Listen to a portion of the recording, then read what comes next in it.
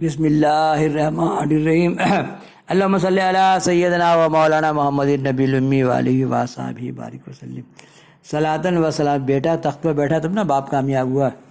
پورے ہندوستان میں ایک نئی زندگی بخشی۔ آپ کا فرمان ہے کہ بادشاہ کا تعلق دنیا کے ساتھ ایسا ہے جیسا کہ دل کا جسم کے ساتھ۔ اگر دل بیمار ہو گیا تو جسم بھی بیمار ہو جائے گا۔ بالکل دنیا اور مخلوق خدا کی بہتری بادشاہ کی بہتری پر منحصر ہے۔ اگر تاریخ کا گہری نظر سے انصاف سے تجزیہ کیا جائے تو یہی کہا جا سکتا ہے کہ اس وقت ہندوستان پر یہ باطن حضرت مسیح علیہ ثانی کی حکومت تھی اور بادشاہ بظاہر برائے نام تھا حضرت امام ربانی مسیح علیہ ثانی۔ محبوب سبحانی کے تصرف و کرامت پر ایک نظر۔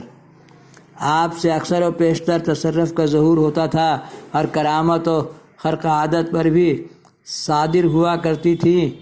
ایک روز آپ لاہور میں تشریف فرما تھے کہ ایک عمارت کی دیوار کے بارے میں آپ نے فرمایا کہ یہ رات میں گر جائے گی، لیکن گھر کی خواتین میں سے دو نے شک کا اظہار کیا۔ ایک دیوار کے قریب سو گئی اور دوسری دور سوئی۔ آدھی رات کو دیوار گر گئی۔ قریب سوئی ہوئی عورت وفات پا گئی، جبکہ دوسری عورت شدید زخمی ہو گئی۔ آپ از راہ رحم و محبت زخم پر ہاتھ پھیرا اور زخم صحیح ہو گیا، لیکن اس پر آپ نے اظہار ناراضگی فرمایا کہ جب میں نے منع کر دیا تھا تو پھر حکمدولی کیوں کی؟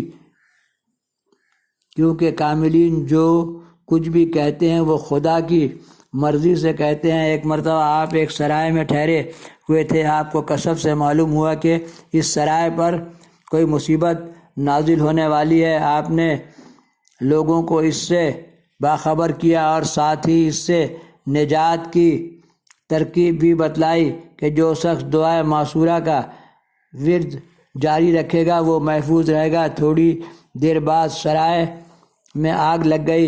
سوائے ورد کرنے والے لوگوں کے کوئی بھی نہ بچا اور تمام سامان سرائے کا جل کر راکھ ہو گیا۔ آگ بجھانے کی جتنی بھی تدبیریں کی جاتی آگ بڑھتی ہی جاتی تھی۔ ایک مرتبہ آپ جنگل و صحرا میں اپنے ساتھیوں کے ساتھ جا رہے تھے۔ سخت گرمی اور گرد و غبار نے لوگوں کے منہ پھیر دیے تھے، لیکن سب لوگ چلتے رہے اور حرف شکایت زبان پر نہ لائے۔ حضرت مجدد علیہ ثانی نے اپنے پیر بھائی حضرت مولانا صوفی محمد یوسف سمرقندی سے کہا کہ گرمی اور گرد و غبار لوگوں کے لیے سخت تکلیف کا سبب بنا ہے۔ حضرت مولانا محمد یوسف نے فرمایا کہ جب آپ کا سارا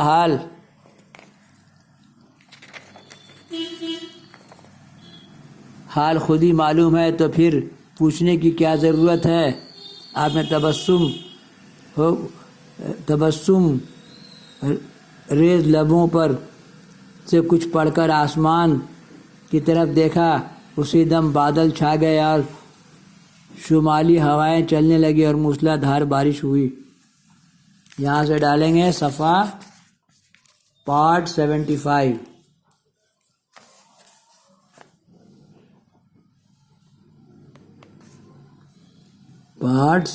الہی خیر گردانی بحق مسیح علیہ ثانی، الہی خیر گردانی بحق مسیح علیہ ثانی۔